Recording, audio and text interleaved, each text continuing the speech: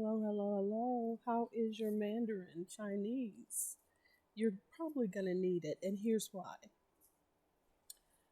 The latest news was that China has raised tariffs to 84% on all incoming um, American imports. Well, now it's 125%. Um, this article was updated this morning, and it's by Riva Gold, editor. China is raising tariffs on all U.S. goods from 84% to 125% starting today. Its Minister of Finance said it will ignore any further U.S. increases from here, noting even if the U.S. continues to impose higher tariffs, it will no longer make economic sense. Per CNBC translation, it comes after the White House said levies on Chinese goods would reach 145%. The sell off in the dollar eased on Friday, while U.S. stocks climbed. Um, have a take on this or any other trending topics? We'd love to hear from your short form video or comments below. Okay?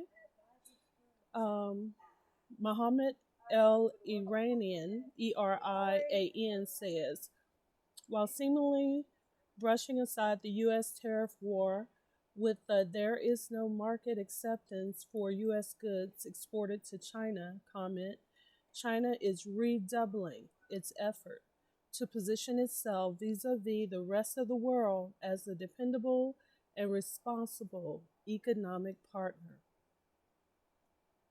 Its immediate focus is on redirecting international trade, technology, and institutional relationships toward China, while also stepping up efforts to develop an alternative international payment architecture. The longer the current global configuration persists, the higher the probability of China's efforts gaining traction, further undermining the post World War II global order with the U.S. at its core.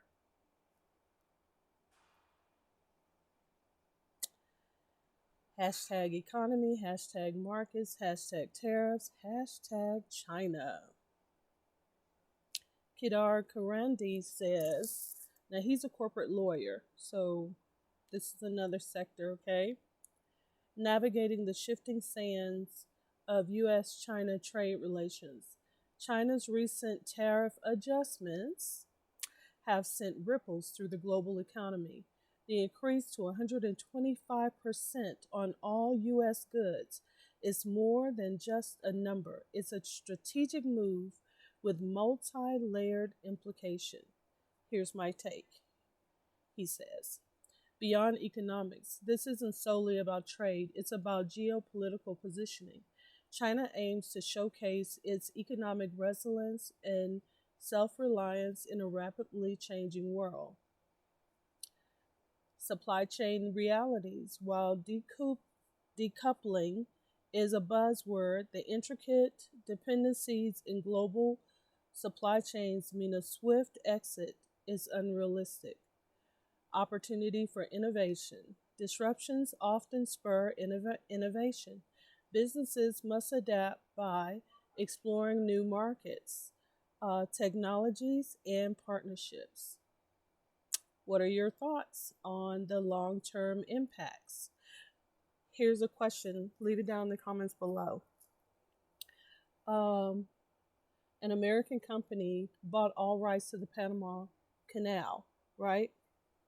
But China has just opened up a channel with Mexico to bypass the Panama Canal. And they don't have to go through any territory that is owned or occupied by the United States. Did you know that? Number two, can you tell me the president that opened up China for trade with the USA? Leave it down in the comments below. That's all I have for you now. Let me know if you want to hear an update to this, because I don't know how the U.S. government is going to respond. Side note, I heard that on April 20th, we're supposed to have, um, what is it called? They said martial law. Martial law is supposed to be on April the 20th. It was supposed to be May the 1st, but it has been moved up to April the 20th. Leave me your comments below um, about what you feel about that. And if you already knew, leave me 5 stars. All right. We're going to see what it's going to do. We're going to run on and see what the end is going to be. All right. Talk to y'all later. Bye.